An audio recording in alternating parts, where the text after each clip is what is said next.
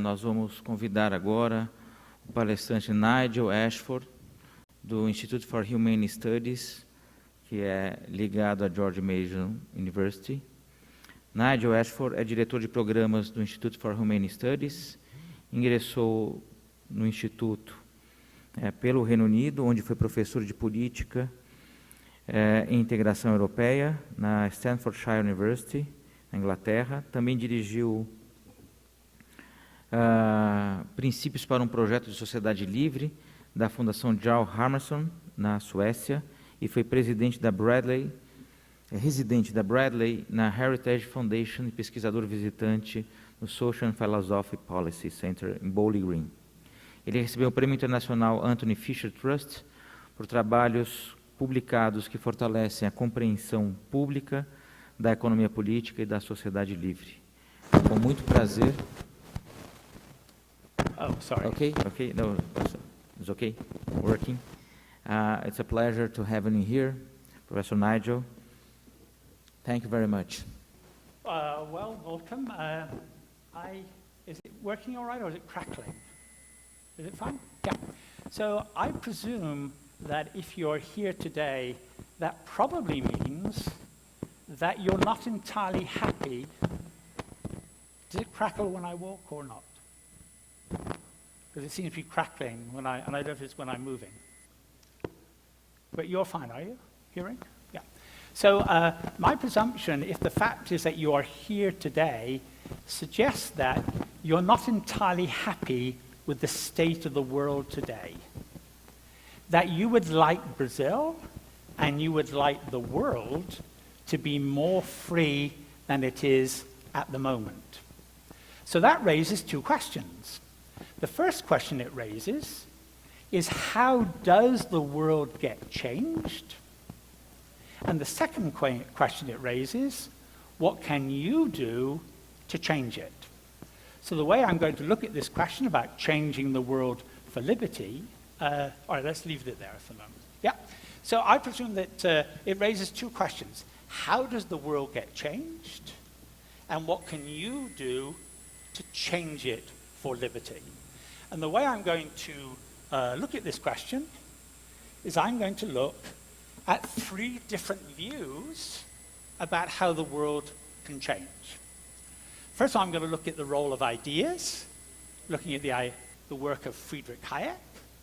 Second, I'm going to look at the role of interests, James Buchanan and public choice.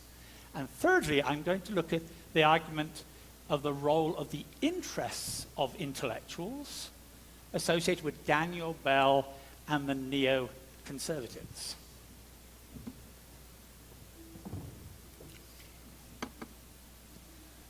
So let's start with the idea that political change is driven by ideas and intellectuals.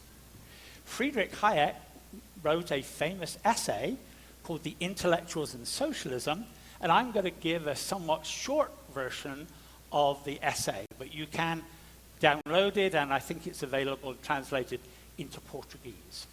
So first of all, he defines what he means by intellectuals. Quote, he defines intellectuals as the second-hand dealers in ideas, and he gives a whole list of examples: professors, journalists, authors, teachers, church ministers, artists, and that ever so useful word, etc. So you might want to think, what would you add to that list? Now, Hayek himself made a very sharp distinction between scholars, people with original ideas, and I suspect he put himself in that category, and intellectuals, those who take the ideas of scholars and then spread them to others. So one thing we might want to think about is, what do we think intellectuals are? What sort of people are intellectuals? So Hayek's list, if you look at it, shows that it's about people whose jobs was to engage with words and with images. But he wrote the essay a long time ago. The world now is very different, particularly in the realm of social media. What would you add to that list to fill in that etc. about who are intellectuals with social media? For example, I heard recently Rafael Lima, who has a podcast, Radical Ideas, I think it's called, which has like 500,000 people listen to that podcast. Is he an intellectual? I would say yes. Is Gruna Thunberg an intellectual? You may know her. She's the young girl who goes around the world talking about climate change. Is she an intellectual? The assumption in Hayek's work was that intellectuals had a full-time job engaged in the realm of ideas. Can you now be a part-time intellectual? Are you intellectuals? So the first thing to think about is who would you include in this category of intellectuals? Secondly, Hayek believed that most intellectuals are socialists. And he thought there were 3 steps in why this occurred. The first step is that intellectuals, they look at the world and they see it as full of bad things. They see poverty, they see racism. The second step is that intellectuals believe that they know how to create a world where these bad things no longer existed. And the third step is they believe if only we had the power, if only we had the resources, we could create a world where these bad things no longer existed. Therefore, when I or other liberals oppose the new government program or a new law, their reaction is, oh, the only reason you're against it is you're a selfish bastard who doesn't care about the poor. Because clearly, if you cared about the poor, you would support our proposal. Now, Hayek is very sympathetic to the first claim that the world is full of bad things. He doesn't deny that. But he is deeply skeptical about the second claim, that we know how to create a world where these bad things no longer existed. Indeed, he obtained his Nobel Prize in Economics for his work on what he called the knowledge problem. And because he's skeptical that we do know how to do away with these bad things, is why he thinks it's a very bad idea to give the intellectuals too much power, or a lot of power. He's very critical of them because he thinks intellectuals lack intellectual humility. So one question you might want to think about, do you think that Brazilian intellectuals are socialists? If you think they are, why do you think they're socialists? Third step, he thought that intellectuals were powerful. He thought they really had an impact on the policy world. So again, to give a quote from him, he said, "It is no exaggeration to say that once the most active part of the intellectuals have been converted to a set of beliefs, the process by which they become generally accepted is almost automatic and irresistible," close of quotes, because they form the opinions of the people, and then the policymakers respond to public opinion. So what you see here, according to him, there's a very clear chain of causation about how the world changes. It starts with the scholars. They influence the intellectuals. The intellectuals influence public opinion. and public opinion determines what the policy makers do. So in this view of the world, the scholars and intellectuals will change the world, and so therefore they are central in this idea. So one thing you might want to say, do you think it's true that intellectuals have this power? Or do intellectuals like to think they have this power? So this meant that most of what Hayek did was aimed not at trying to influence public opinion, but was aimed at trying to influence the intellectuals. He did not write for a wide audience. So one of his most famous books is called The Road to Serfdom, which was a claim that, which was an attack on the idea of democratic economic planning, which was very popular at the time he wrote the book. So he was saying that when there's an attempt in a democracy to try and plan or control the economy, you may start with a small bit, but then it will grow bigger and bigger and bigger and bigger, and you'll eventually end up with a dictatorship. In other words, Venezuela is a model of what he claimed in The Road to Serfdom. When he wrote it, he thought that it would be read by very few people. So he was amazed when it became an international bestseller all over the world. It became a short version of it, was published in the Reader's Digest magazine, which at the time was the most widely read magazine in the world and available in a wide variety of different languages, including Portuguese. There is even a cartoon version of The Road to Serfdom, which I do not recommend.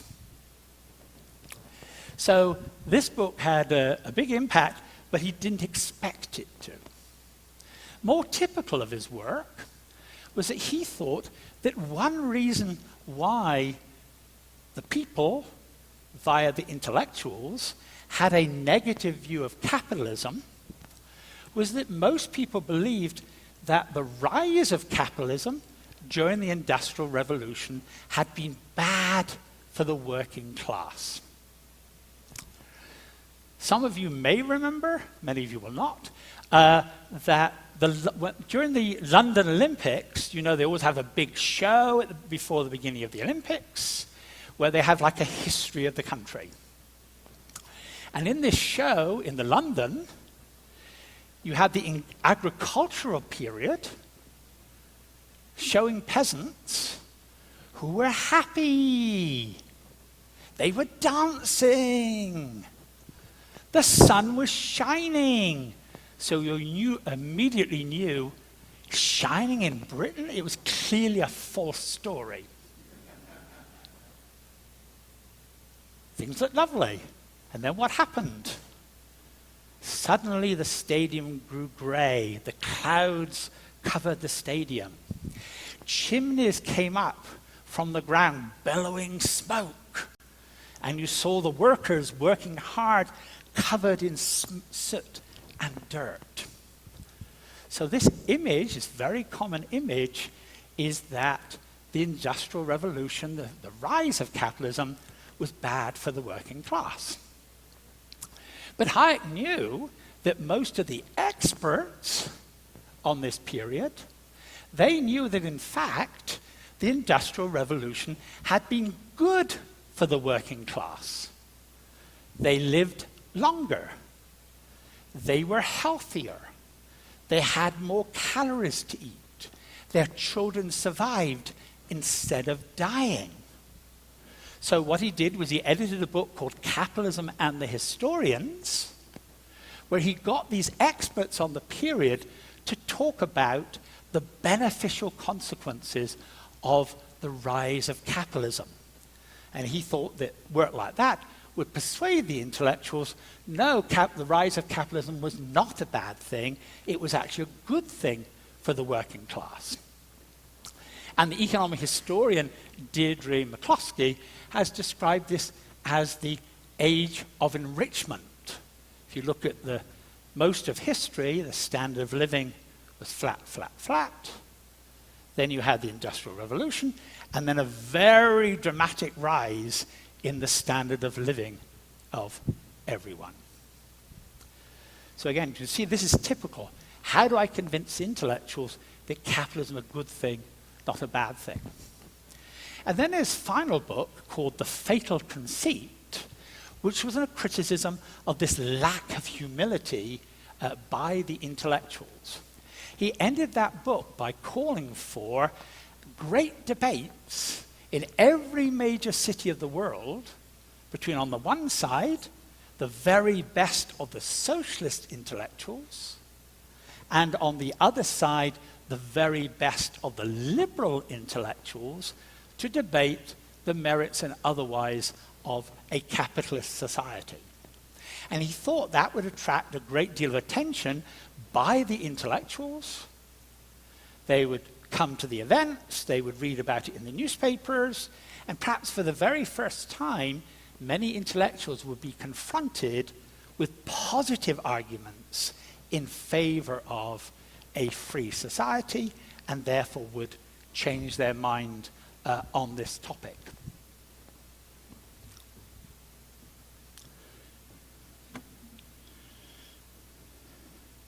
So he thought, so again, here to quote from Hayek, "It is neither selfish interests nor evil intentions, but mostly honest convictions and good intentions which determine the intellectual's views." So he had a very strong belief in the power of reason and argument. He thought we can change the minds of the intellectuals by giving them better arguments. He thought we should start from the assumption that the other side, people we disagree with, have good intentions. He thought most of the disagreement was not about values. We all want to see a society where poverty is gone. It was a debate about facts and empirical evidence. So, for example, do free markets reduce poverty? Some of the topics we've seen during this conference has demonstrated the empirical claim, yes, free markets are good for the poor. Indeed, I would argue it's because the evidence for this is now overwhelming is why you see the left stop talking about the poor, but talk about inequality, which is a totally different issue. If you care about the poor, you should be in favor of free markets. So again, this very strong idea about we need to give good arguments. And I think he would be appalled in the current world. We have such this strong polarization of opinion because the assumption is that the people on the other side have bad intentions. And I think Hayek would say, no, we should start from the assumption that people on both sides have good intentions. There will be exceptions to that. Notice he said mostly good intentions. There are exceptions to that world. But mostly we should believe there are good intentions involved in these disagreements.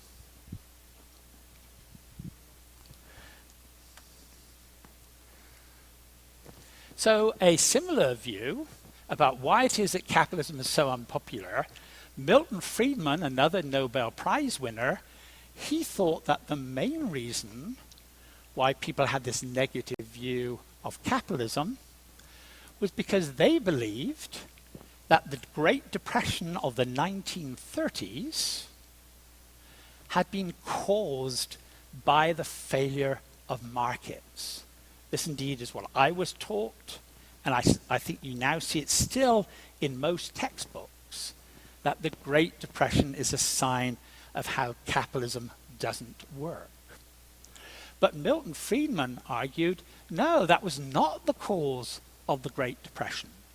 The cause of the Great Depression was bad policies by the government particularly central banks who handled the Depression in a very bad way, and then they added to those problems through protectionism on the one side, stopping trading with other countries, and with growing interventionism. So he disagreed with the conventional view about what was the cause of the Great Depression. And the other thing that's very common in discussion of the Great Depression is the assumption that it was ended by government interventionism, by what economists would call Keynesianism, what in the United States they called the New Deal. That the Depression would have been terrible, even worse, if the government had not intervened. But Friedman argued the opposite. He argued that this interventionism actually lengthened the Depression. It lasted longer than it would have done. It deepened the Depression. It actually made it worse than otherwise it would have been. And he looked back to the fact there had been a depression in the 1920s, the so-called forgotten depression. There was a depression in the 1920s, but it responded and got back to normal very quickly. He said that same would have happened in the 1930s if we hadn't had the level of interventionism that occurred at that time. So instead of making things better, government intervention made things worse. So he thought, and here's a quote from him, about the importance of ideas. Oh, let me also say that I think much of the appeal today among young people of socialism is that they still believe this old narrative about what happened at that time. And so when we had the Great Recession, the narrative was, yes, it was the markets that caused the Great Recession, whereas I would argue it was due to government intervention, and most especially government intervention in the housing market. So Friedman wrote an essay about called In the Tides of Men,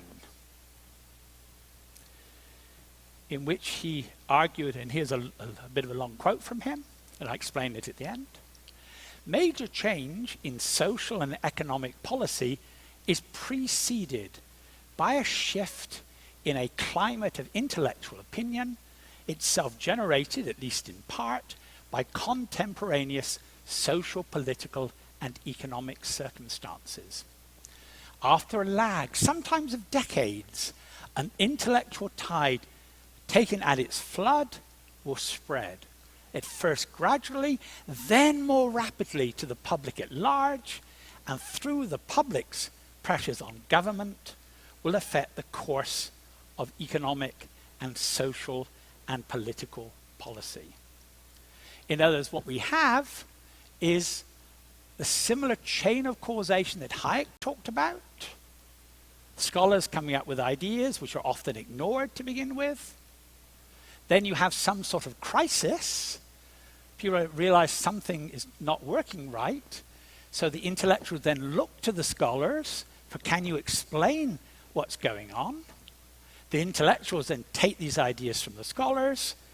They then influence public opinion, and public opinion will then determine what the policymakers do. So the same chain of causation that we saw with Hayek is embraced here by Friedman. And he thought that these tides always existed throughout history, that they tended to be gradual. You didn't see dramatic changes. It took a long time to see changes among the scholars before it would have any effect. They tended to be global. These tides of opinion occurred in the world at the same time. They weren't nationally specific. And there was often a time lag you would see a change in intellectual opinion, but that might take a long time before it actually has an impact on policy. So these were the features of these tides we find out through history. Now he said that in modern history, is it still working? It seems to be slipping. Yeah. In modern history, he identified three. It's falling off.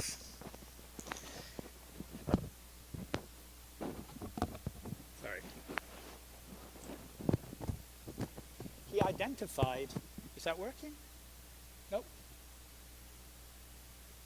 So that's on. That's on. Is that working now? Nope. Positioning the mic, you think so? 1 second. Is that better? Oops, probably too loud. Sorry. So he divided up modern history into three intellectual tides.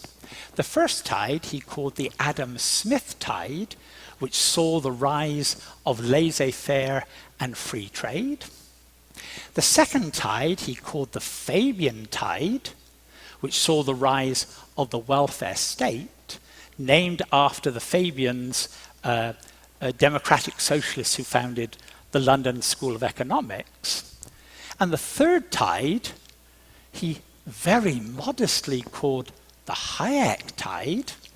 Many people would have called it the Friedman tide. That occurred at the end of the last century, when you saw a recovery of these classical liberal ideas.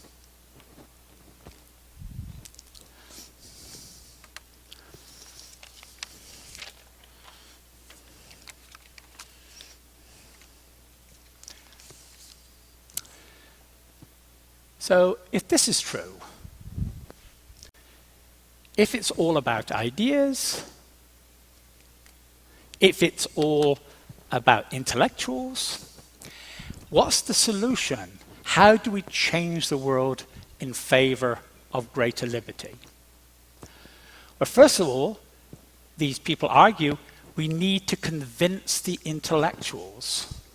We need to organize conferences like the one here, publications like the Mises Review, ways of trying to reach the intellectuals, not directly public opinion, but to reach the intellectuals of the merits of a free society. The second thing to do is to encourage classical liberals to go into careers in ideas, to go into the intellectual jobs that Hayek identified at the beginning. This is the work of the Institute for Humane Studies, where I work, is to work with professors, with students, and in particular my job is working with PhD students who want to become professors.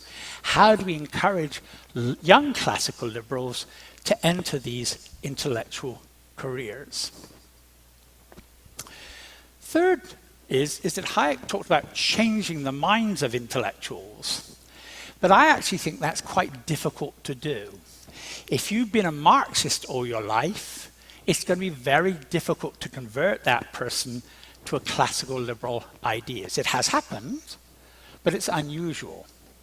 So we at IHS tend to concentrate on working with younger scholars, younger intellectuals, who are still working out their worldview, who are open to these ideas, not necessarily classical liberal, but open to classical liberal ideas. And the fourth thing I'd want to mention is, does public opinion matter? So in this chain of causation, public opinion plays a very important role in explaining the views of policymakers. I take the view that public opinion actually isn't that important. The crucial relationship is the connection between the intellectuals and policymakers. So, this is the IHS view. This is our vision. It's all about ideas. It's all about public opinion. But perhaps we're wrong. Perhaps we're wasting our time. Because there's another school of thought that says political change is largely driven by interests. And this is the argument, for example, of the public choice school, led by another Nobel Prize winner, James Buchanan. They downplay the importance of ideas, they prioritize the impact of interests. So they begin by the assumption that the pursuit of self-interest is a central feature of human nature and human behavior. They make a distinction between self-interest, pursuing what we want, is not the same thing as selfishness. Selfishness is pursuing your self-interest, even if that's bad for other people. That's not what this means. Most people are aware of the impact on others. And self-interest doesn't explain everybody's actions all of the time, but it's the best explanation of most people's behavior most of the time. Now, when people look to the economic realm, they assume that people are primarily driven by increasing their income and increasing their wealth. But very often, in so much public debate, there's the assumption that people in the private sector, they're greedy and nasty and selfish and they don't care about others. But people in government, they are committed to the idea about what's good for the people, what's good for the public interest.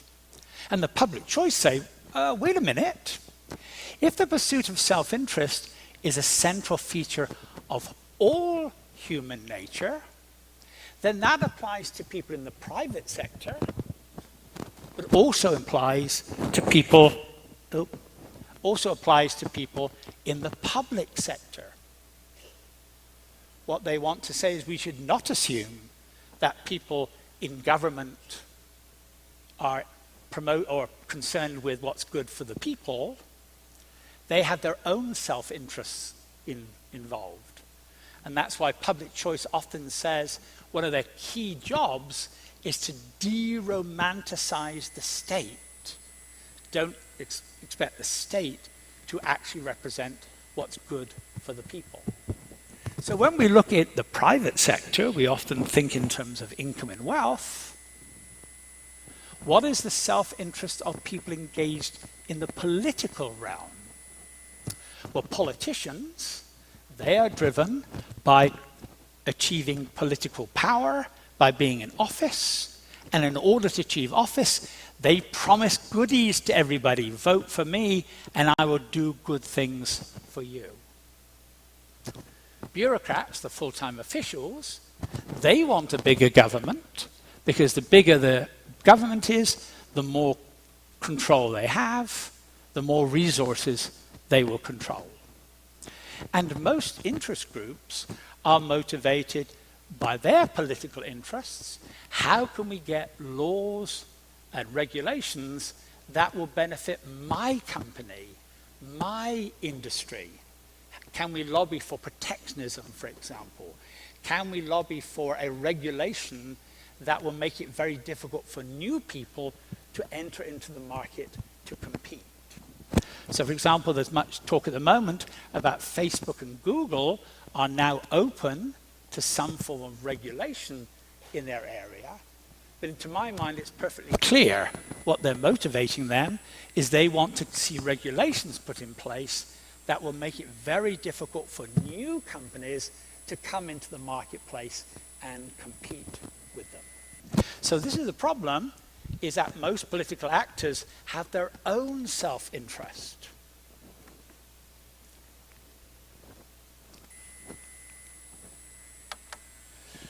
So public choice says, and I've highlighted this, is that most public policy is driven by the problem of concentrated benefits and dispersed costs.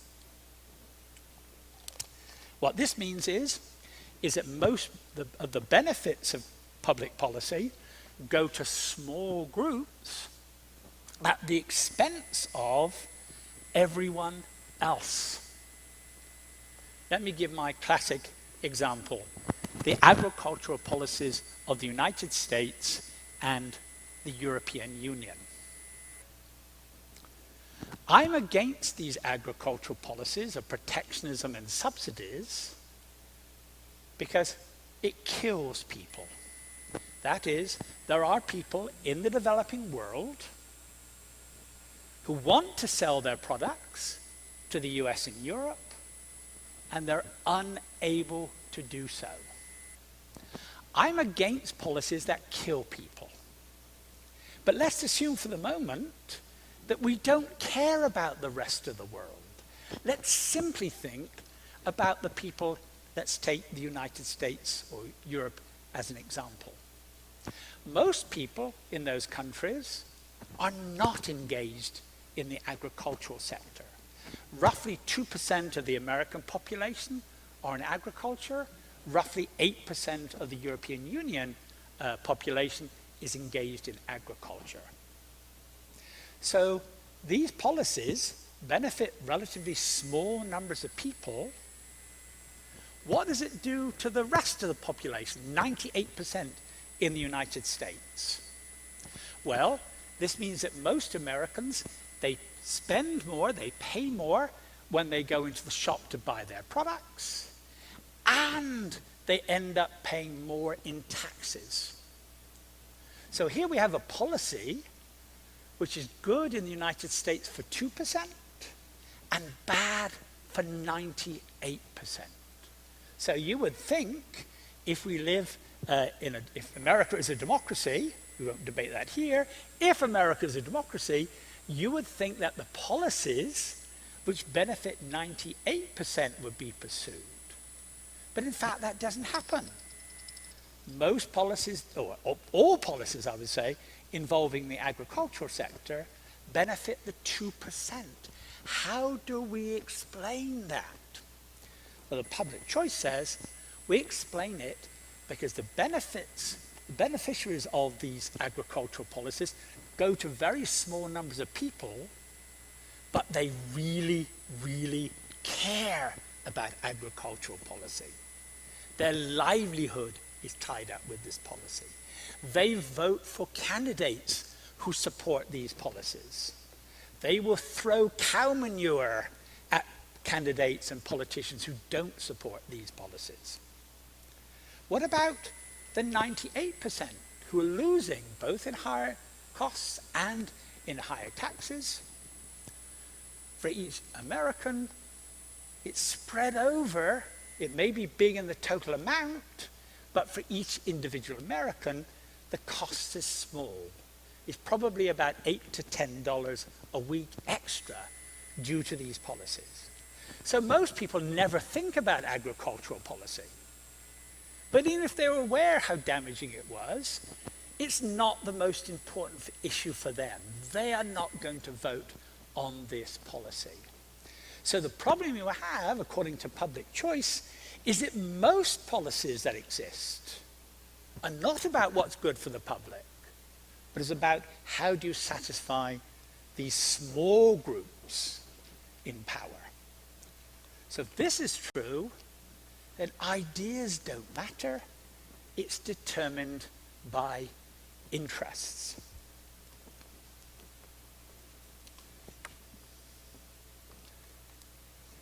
So if this is true, it's not about the power of ideas. It's not about intellectuals. It's about the power of interests. What is the public choice solution to this problem? Well, first of all, they're very interested in institutional reform. For example, they've been big advocates of amending the US Constitution with a balanced budget amendment. At the moment, as you know, America has this enormous level of government debt. Why is that? It's because every new policy costs a lot, but the benefits go to a small number of people, but the taxpayers, they don't yet see the costs of this government debt. This will occur to their children and their grandchildren. So can we change the system to act as a check on this power of interests? One thing they're very interested in, for example, is decentralization. Can we decentralize power? So if you're unhappy with the situation in your community, can you easily move to another community? So that's the first step, is can we change the institutions in some way? The second thing they're interested in is, we talked about lots of interest groups are in favor of bigger government because they benefit from it. Can we identify interest groups who have an interest in economic liberty? Can we organize those producers who benefit from free trade? Can we organize those people who are taxpayers, who see the impact of all these policies? Can we organize people whose property rights are under threat? There was a talk this morning about the property rights index. So can we find, if you like, good interest groups who will act as a counterbalance to the bad interest groups? And the third thing they say, third solution, is can we identify political leaders who can organize some sort of electoral coalition in favor of economic freedom? So they often look back to Ronald Reagan or Margaret Thatcher. Are they a model that we can follow? So Margaret Thatcher, for example, was a very strong believer in economic liberty, the ideas of economic liberty. She wanted to privatize as much as possible of the state-owned industry in the United Kingdom. The biggest opposition to her was among people working in the state-owned industries. It's the interest they had to keep the current system. So what she came up with was an idea of what she called buying off the obstructors. So what she did was she gave free shares to the people employed in the state-owned industries, and they could buy additional shares at a discounted rate. So instead of being the main source of opposition to privatization, they became strong supporters of privatization. So the second view, it's all about interests, and we need to think about how can we change interests in favor of greater economic liberty.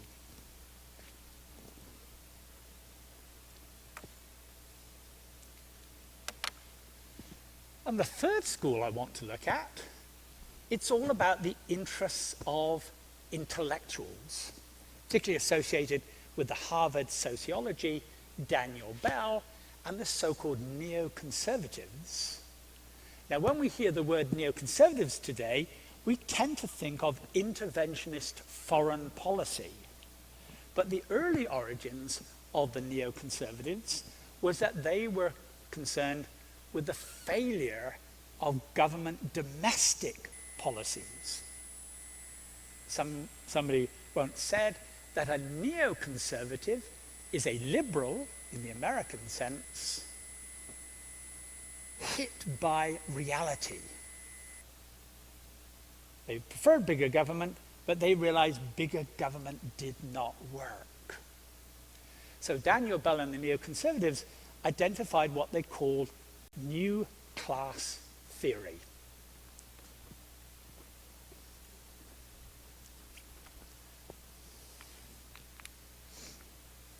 So they begin by looking at what they think is the power of the intellectuals. So they're very close to the Hayek-Friedman model. Yes, intellectuals have real power. Where does this power come from? And they identified 4 reasons why they're so powerful. The intellectuals occupied very important positions in society. They were in academia, they were in the media, they were in entertainment. very important positions the intellectuals held. Secondly, the neoconservatives argued that culture is more important than economics and politics. So what did they mean by culture? By culture, they meant our values. Where do our values come from? And the neoconservatives said our cultural values come from intellectuals. And our values are far more important than economic and political factors. So culture is important, and intellectuals determine our culture. Thirdly, they argued that neoconservatives had a great deal, that intellectuals have valuable political skills. They know how to organize, they know how to speak, they know how to write. So they can have a big influence on politics because of the special skills we associate with intellectuals. And the third reason why they thought intellectuals were powerful is because there was a lack of a counterbalance to their power. Now, many people seem to believe that business has the power, that business would be the counterbalance to the power of the intellectuals. But the neoconservatives argued is that business did not understand how important the intellectuals were. Business people say, we're men of practical reality. These intellectuals, they live off in their grand, fine worlds. They don't have any impact on the real world. They don't have any impact on me as a business person. And then the next day, they have their annual meeting of shareholders. And at their annual meeting, they talk about how committed they are to corporate social responsibility, something that did not exist 25 years ago. It was invented by intellectuals, and now every businessman needs to say, oh, I'm very strongly influenced by corporate social responsibility. We see this enormous growth in movement of this in the United States. So this is one part of the neoconservative argument. Yes, intellectuals have power. They really matter. But, and this is the second part of the neoconservative argument,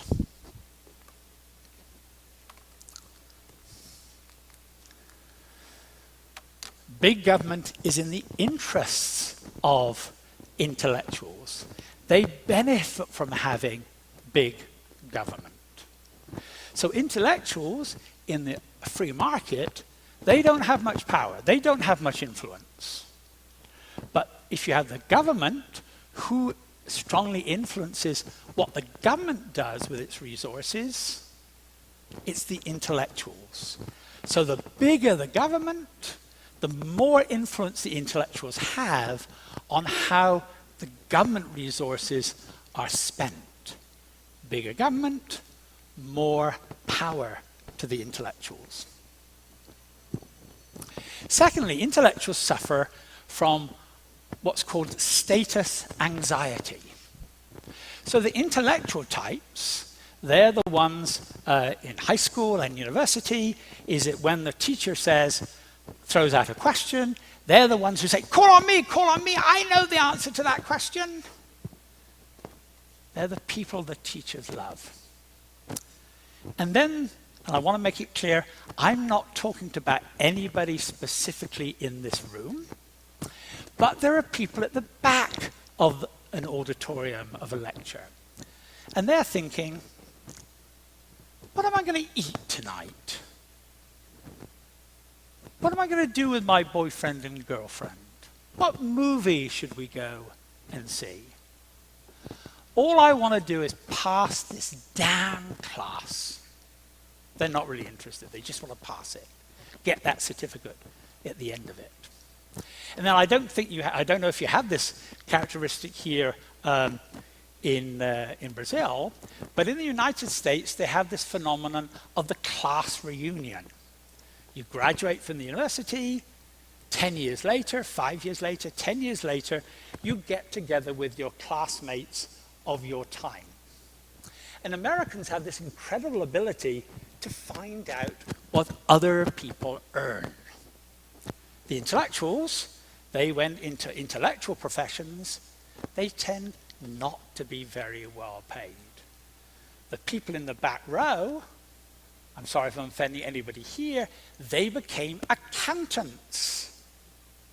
They're earning 30%, 40%, 50% more than the smart kids at school. How can that be? There must be something socially unjust about a market economy which does not reward us, the smart people. So their status is underestimated, they feel, in a market economy. Status anxiety. The third part of the argument is that intellectuals tend to be utopian in nature. We talked a little bit about this under Hayek. They tend to look at the ideal world, this utopia. They look at the real world and they see an enormous gap between those two things. So give us power, we can abolish the gap. But then they realize that the more they do, the gap's still there. So the only solution is you need to give us even more power. And they will never achieve their utopia. They will always have a claim for greater resources. So this, comparing the real world with their utopia, will always end up giving them more power. And then the fourth problem is this question of geographical and social mobility. Intellectuals tend to be alienated from their society. So most people, they have a sense of belonging coming from their family, from their church, from their community, from their neighborhood groups. This is where they have a sense of belonging to society, what I would call civil society. But intellectuals tend to have a very weak sense of civil society. Why is that? It's because they tend to be geographically mobile. They live somewhere different from where they were brought up. Listen to my accent, born in Britain, live in the United States. Most intellectuals live somewhere different from where they were brought up. And they tend to be socially mobile. They tend to be in a different social category than the family in which they were brought up. My parents, they ran a small shop, and I'm an academic. So intellectuals, when they think about civil society, they don't see it as being very important, as a solution to social problems. So for them, they look to government to solve these problems, because civil society, a free society, cannot do it. So here, notice, they seem a lot more like the public choice school. It's about interests of the intellectuals. You can't change their minds because it's in their interest to have big government. So if this is the problem, what's their solution? They have a two-part solution. The first part is to delegitimize the existing intellectual institutions. You portray the universities as dominated by Marxists. Therefore, you, the public, shouldn't listen to what the universities say. They look to the media. They say the media is dominated by people on the left. You should not listen to what the media says. That Hollywood celebrities there on the left, you should not listen to what the celebrities say. So what they want trying to do is to cut the link between the intellectuals and public opinion, so intellectuals no longer have the influence over public opinion that they once had. And then the second stage of their strategy was to create counter institutions. Can we create new universities? Can we create new centers? Can we create new think tanks? Can we create talk radio? Can we create Fox News, new YouTubes, etc., YouTube channels? So instead of the public listening to the existing intellectuals, they would then come to listen to these new institutions that we have created, that the neoconservatives had created.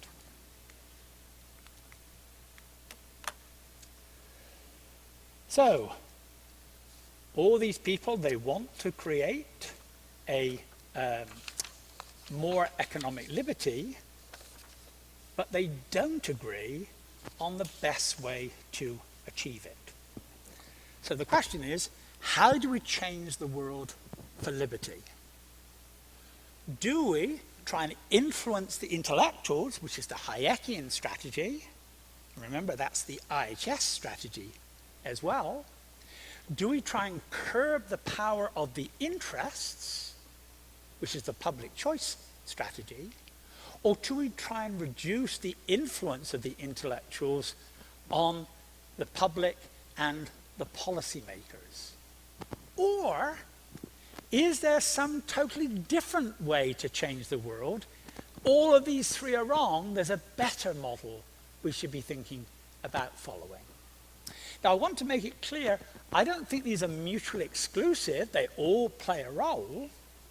But in a world of limited resources, not only money, but also time and energy, we can't be putting 100% into all of these three strategies.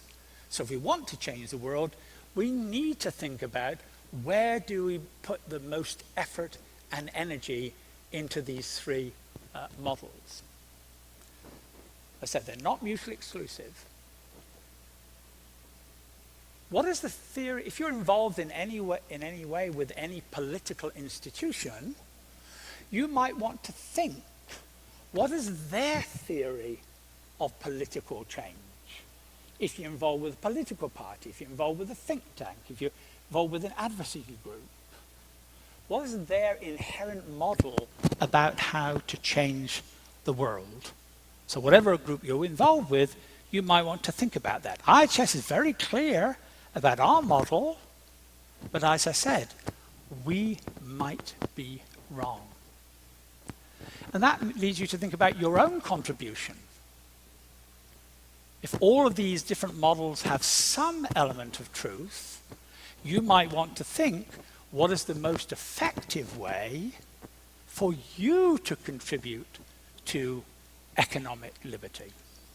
And the final thing I want to mention is, if I gave you $10 million a year, and I want to be absolutely clear, I am not giving you $10 million a year, this is purely hypothetical. If I gave you $10 million a year to promote economic liberty, what would be the most effective way of changing the world? Thank you very much for listening.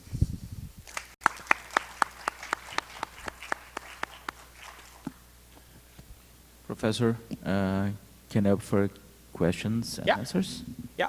If anybody, ideally in English, if you do need to do it in Portuguese, I would just need to get something to do the exchange. Or perhaps you could translate. Yes, I can do the translation. Yeah. Great, thanks. Yes. Let me start with myself here. For example, we are in an academic think tank. So we are part of academia, but we try to communicate our results outside, not only at academia. We must communicate at academia, but we have to communicate outside academia. So we have this razor's edge of being relevant and being rigorous. In the middle of this, razors, what do you suggest for a center like us to be in the same time part of the university, doing research papers and so on, and on the other hand, try to change the world, or at least change Brazil? So what I would say is you should not be thinking about influence and public opinion. There's a great temptation, I think, to try and look at numbers. The more people we reach, the better. I don't think that's correct. I think the important question is, how many opinion leaders can you reach? And do they then take the work of the center and then spread it to other people? Rather than you yourself trying to concentrate on how do we get this out to the masses, if you like, you should concentrate on a relatively small number of intellectuals, both in academia but also outside of academia. What you might want to be thinking about is, can you help them to take your work and spread it to a wider audience? But I think you should concentrate on a relatively small number of people. So you might want to think about, who do you think are the intellectuals in Brazil today? Which ones do you think would be most open to your ideas? Get your work in their eyes, before their eyes, and then if they find that compelling, they will then use it to reach a wider audience. That's what I would say. Question from the audience? Is there anyone? Professor Lucas, please. So thanks for your talk. Can people hear? That's the only problem with this auditorium. In an event like this, should we focus then not on students per se, as Liberty College tends to do, Oh. or should we focus on bringing journalists, writers, other professors, other scholars within Liberty College? So I would prioritize the second group, other intellectuals, but who are going to be the future intellectuals? They are likely to be students. So I wouldn't want to exclude students. I wouldn't want to be not to be part of the goal of what you're trying to reach. Because one of the things you don't know, sorry, let me rephrase that. You know that some of the students in this audience will become the intellectuals of the future. The problem is you don't know who they are.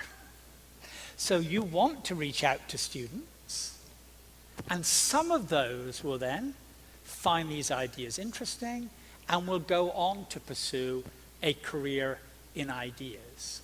So I am very interested in students as well as the intellectuals. What I'm a bit cautious about is this idea that we should focus on reaching the largest number of people. I would rather talk to a small audience of 15 students who are really interested in ideas than an audience of 1,000, but most people are not really interested in ideas. They're not going to go on and spread these ideas to others. One more question. Is there anyone? No? So I'd like to thank you very much, Professor, for being here and to give this inspiring lecture. And again, thank you. You're welcome. Cheers.